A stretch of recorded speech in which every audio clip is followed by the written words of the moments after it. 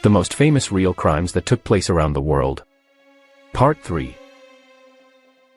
Let's start the video. 1. The Lizzie Borden killings. Andrew and Abby Borden's deaths are undoubtedly two of the most well-known murders in American history. August 4, 1892, for the Borden family, began like any other day. Andrew went into town for some business in the morning, leaving his 32-year-old Sunday school teacher Lizzie at home with his wife, Abby, and the family's housekeeper, Bridget Sullivan. Andrew arrived later that day to find his wife had disappeared. Lizzie informed him that Abby had received a note and had gone to see a friend. Abby, on the other hand, had not gone anywhere.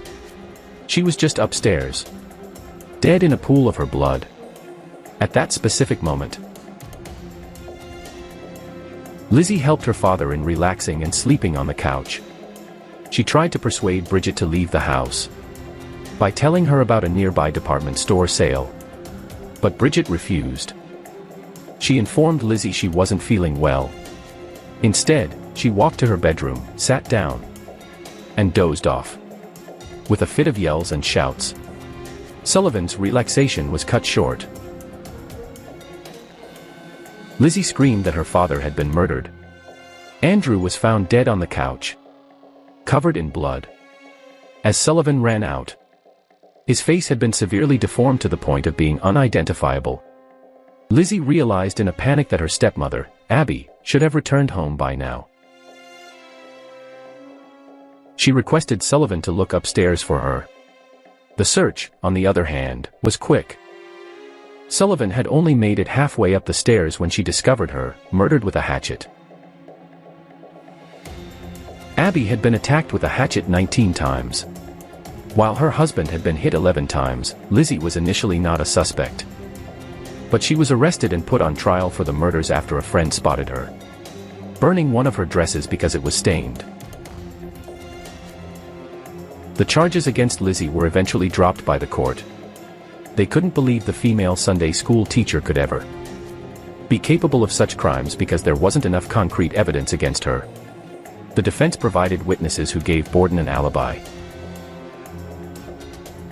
Countless possibilities have been suggested as to what might have happened. Some accuse Lizzie Borden, others Sullivan, and still others claim that the girls were all involved in the murders. However, the mystery has remained unanswered for over a century.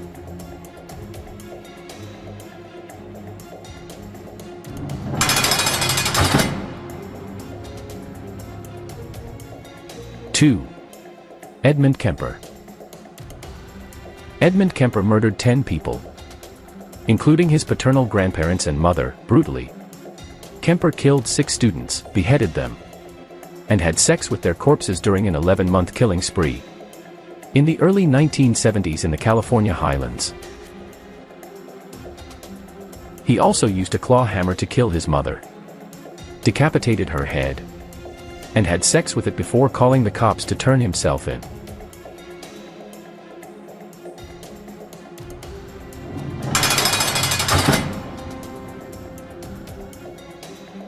Three. Nicole Brown Simpson and Ronald Goldman. One of the most well-known trials in American history occurred after the famous killings of Nicole Brown Simpson and Ronald Goldman. Brown was the ex-wife of O.J. Simpson, a well-known football star. The couple married in 1985 and had 2 children. But their marriage was tumultuous and filled with physical abuse.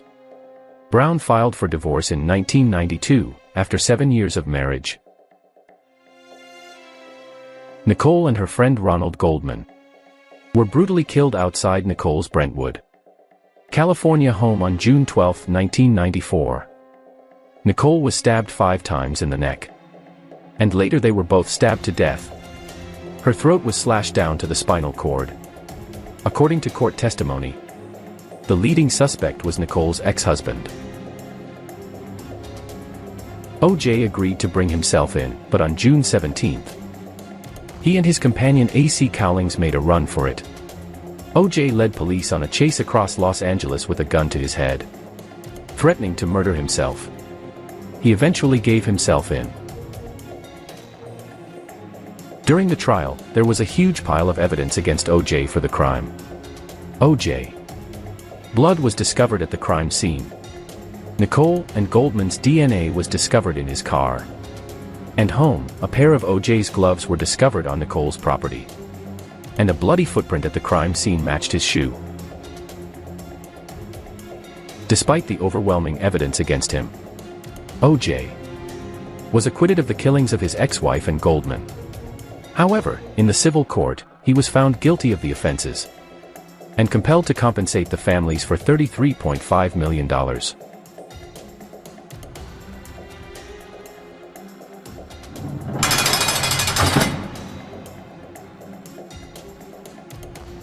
Four. Lindbergh baby. The tragic kidnapping and killing of 20-month-old Charles Augustus Lindbergh, Jr. have become one of America's most well-known murders. On March 1, 1932, Charles Lindbergh Sr., a well-known aviator who rose to fame after flying solo over the Atlantic, heard a noise from his kitchen that sounded like a wooden container cracking shut. The Lindbergh infant vanished from his crib just minutes afterward, dialed, according to the family's nurse. When Lindbergh Sr. visited his son's room, he discovered a ransom letter on the windowsill and a broken ladder outside. In exchange for his son's safe return, the note requested $50,000. The Lindbergh family desperately searched for the lost baby for the next 3 months. With the help of the FBI, Lindbergh Sr. even paid the huge ransom demanded by the kidnapper of his son. The kidnapper, on the other hand, never kept his word. Charles Lindbergh Sr. was never going to see his son again. The Lindbergh baby's little body was discovered dead just over a mile from his family's estate on May 12, 1932. After more than 2 months he originally went missing. The boy had been missing for at least 2 months, and is thought to have died on the day he was stolen. His skull had a hole in it, and his bones had been fractured multiple times. The child's body parts had been eaten off in several places. It appeared like animals had gotten to the body first. Richard Hauptmann, a German immigrant with a criminal record, was eventually named as the official perpetrator. Hauptmann was arrested after he had used part of the ransom money. The Lindbergh baby's kidnapping and following trial drew a lot of media interest. Hauptmann was found guilty of the crime and sentenced to death in what was nicknamed the trial of the century.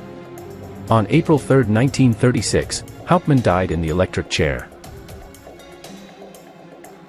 The Lindbergh infant case prompted Congress to establish the Federal Kidnapping Act, 1932, making it illegal to transport a kidnapped victim beyond state lines. The law is commonly referred to as the Lindbergh Law.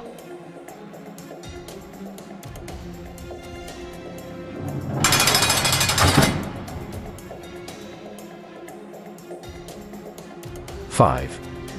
The Boy in the Box. We're still no closer to uncovering the mystery of the boy in the box even after 60 years. It all began on a freezing February day in 1957. On a roadway just outside of Philadelphia. While checking his traps, a young muskrat hunter came across a cardboard box in the woods.